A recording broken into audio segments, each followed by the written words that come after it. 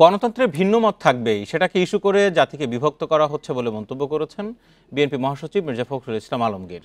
এ সময় জুলাই গণহত্যার বিচার এবং প্রয়োজনীয় সংস্কার দ্রুত করার দাবি জানান তিনি। বিএনপি মহাসচিব বলেন, তবে রাষ্ট্রের গভীর থেকে সংস্কার করতে হবে, নইলে আবার স্বৈরাচার ফিরে আসবে। বিকেলে রাজধানীর ইন্টারকন্টিনেন্টাল হোটেলে জাতিসংঘ আয়োজিত জুলাই স্মরণ অনুষ্ঠানে এসব কথা বলেন তিনি। এই অনুষ্ঠানে জামায়াতের আমির বলেন, বিচার, সংস্কার ও নির্বাচন একসঙ্গে চলতে হবে।